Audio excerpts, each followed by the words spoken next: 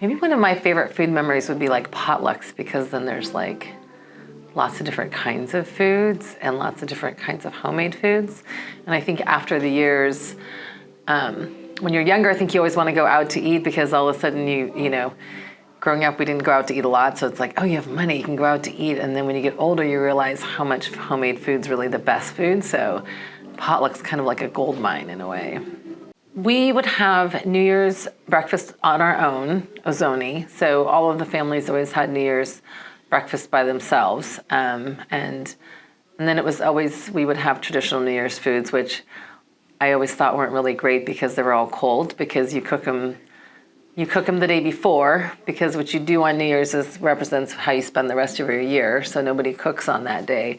So to me, it was a bunch of cold food, weird food that I have much more appreciation for now. It's also very healthy food, which when you're a kid, that's not interesting, but also have more appreciation for that now too as well. And then in the afternoon, late afternoon, we usually would go over to my aunt and uncles, Noriko and Robert Dozono's, and then that's the whole family on my dad's side, on the Dozono side, gets together, and that is a little bit of a potluck too. I would say there was a lot of forced foraging when we were growing up, that when you get older, you either grow into that appreciation or you resent it and you never do it again in your life. I've grown into the more appreciative side, so I still do foraging. And for me, it's kind of a game, and it keeps me out of the bars, so, you know, for a little while at least. So we would fish, and definitely we would smelt. Get a lot of smelt, and oddly enough, smelt was my favorite fish because I liked the fish eggs. They're really super tiny and they're not really rich, and plus it was a fried oily fish, so it was just like, I mean, by the time it's fried, you throw daikon, lemon, shoyu. I don't know if there's any fish left in there. So we would have that. We always went berry picking in the summertime to make all of the jam for the year. Of course, we go mushrooming every year, matsutake hunting. I should have gone by the seasons. And then chestnut season is before matsutake hunting. So then we go get chestnuts, and then, let's see, my parents started huckleberry picking, so then they would do that. And I also razor clamming, and crabbing, just went crabbing. Then comes the burden of the bounty, though, because you have to clean it, disperse it, and when you're working full time, it becomes a little bit difficult to try to shove all of that in, but it's good. Same thing with, you know, the mushroomings. You can bring it home, you have to clean it, you have to package it, you have to take it. If you deliver it everywhere, it can take a long time. So if I was retired and I only had to cook and forage, I think that would be okay, but trying to work full time, forage and disperse food is more than a full-time job. The first time I came was probably to volunteer. I'm not sure, maybe I'd eaten before, but I waitressed when I was younger at Tony Roma's, and so everybody knew I worked at Tony Roma's because it was by the convention center, and so later on, when I wasn't in the restaurant industry, I was working in corporate sales, and my grandma Nobi Alzamano worked here, so she said, "Could you just come down and we need someone to serve?" And that time it was only women that volunteered. And we would just, like, 6 of us would eat in your office area, and so, but it was just like, come in. They were just like, just serve the food and then eat with us and then go, and so that's what I would do. And I guess I was the only server that day, but yeah, it was quite a small operation. But most of the women that were volunteering with me were like over 80. I mean, they were very short. I mean, nobody could reach anything. I'd come in and put a pot on the shelf, and they'd go, "Oh, wow, you're so strong and so tall." And I was just like, man, it's really easy to get praise around here. And they had to know, but I mean, everybody else that was young was working. My schedule was a little bit more flexible, so I was able to come down here on my lunch hour.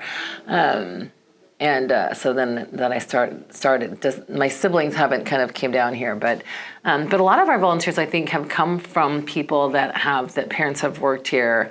In my case, it was my grandparents, and then I think my dad's mom, Yoneko, was one of the founders, and And then my other grandma on the Azumano side was the one that was volunteering here. So every Tuesday I saw both my grandmothers every Tuesday, which was pretty amazing. And my grandma, Yoneko Dozono, ate here till she was 98 years old. She was only eating the food from Ikoi no Kai. She was an independent living and not on a meal care plan. She just ate here. And so, yeah, kept her going for 98 years. And then your mother was here. My mom came in because they were going to move the program to a Loaves and Fishes Center.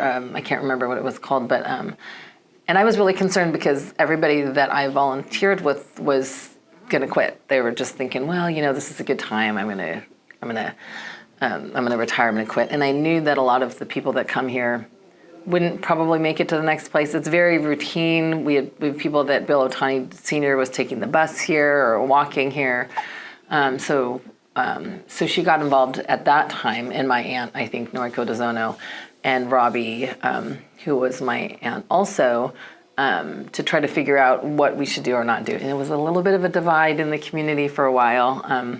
But we managed to keep it here, which I think was the best for the Japanese community. Like I'm all for Pan-Asian and all of those things, but our community would have lost our heart if it had moved at that point, I thought. So then my mom became involved for 10, I don't know how long she was here, but she became involved for a while. So she was, I think, the one that started to get some of the guys involved. And Gary Onshi's dad used to eat here, and I would wait on him, and then Gary would come to drop him off. And then it was like, hey, Gary, why don't you come and do some dishes? And then he came in. And so that was the first that we actually had men that were volunteering, Gary and Ed Tomiyasu. And it was really great because they could do dishes, and it actually perked up the women to have the guys around. And, it all has its own functionality, Diane didn't have to deal with Gary every day. He got to talk to all of us. And and actually a lot of that generation, I think, went back to foraging together, went back to clamming, went back to mushrooming.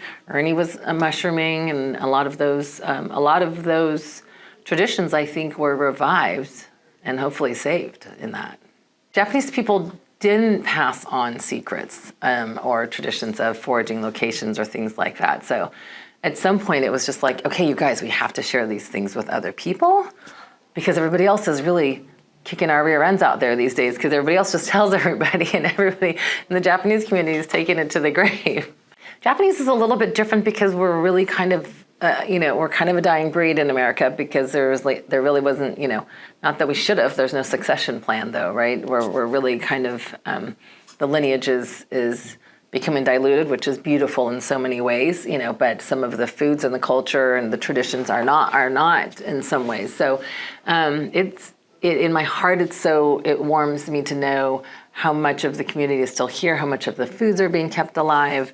But I wonder how far that will go, right? Because everybody that I grew up with here at Upworth, they don't come here, I try to tell them or bring them in, but they're just kind of like, so you kind of need to pull in that next one, I mean, if my parents are coming here and we're driving my parents here, then maybe they'll start volunteering or, it's just kind of like, how do we keep it going? But because the foods, it's difficult to find really good Japanese food when you go places, But here what's the best is it's all of the home style food, and, it's not just your tempura and your tonkatsu and your, sushi, and, there's so many other dishes to have and flavors to have. It's a pretty amazing kind of heart of the community. And the older I get, the more I can't believe how lucky I've been to be a part of it. You come in to volunteer, but you realize, gosh, you get like 10 times back, and how really much I owe, to this community. So many things you learn too from them that we would never know. Like we're always talking at lunch, like, okay, the avocados, it's not right, put it in a bag of rice, So, I mean, like this is a place of knowledge where you go, hey, I have this issue. What do you guys do? And they got a lot of tricks up their sleeve around here to make things. I think they used to make tsukemono. The cabbage went in the big, is it a 10-gallon bucket that you put shoyu in or whatever? And the cabbage would go in there, and then salt and water, and then a plate, and then a bowling ball kind of a thing on top. And yeah, that's kind of how things would get made. And Frank is 96, but he was showing photos the other day, and he was a pro at everything he did. He was a stellar fisherman. He's a stellar gardener. He's this, like razor clammer, mushroomer. He was like in where in the Japanese community you're just like this because you have the gold to disperse to everybody essentially. He was a keeper of a lot of that stuff, and I can't believe he's 96. It's amazing.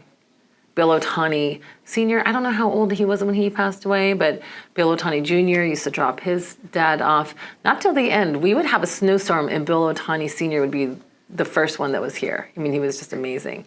And he was way over 102 when he passed away. And now Bill goes and gets razor clams and brings them here for us. Like, we're actually very spoiled here in so many ways. So lucky. Yeah. Sometimes with everybody that I'm just like, all of that tradition and all of that beauty comes with other things too. But sometimes it's just like, okay, everybody has to loosen up, and it doesn't have to be one way, because Japanese always want it to be the perfect way and the best way, and there's only one right way. And it's like, actually, there's about 10 ways you can get there, and they're all okay, even if one takes a little longer and one's a little shorter. So sometimes they need to be reminded to. I don't even know if there's that word in Japanese language, loosen up. Like, I think we need to that's how we start off with, is like loosen up and then go into, now we have to be happy, and to be happy, we can't be so rigid and strict and stressed out and stern, so I think it's a process of letting go and then now feeding our soul, right? Instead of the things that we needed to do to make it here.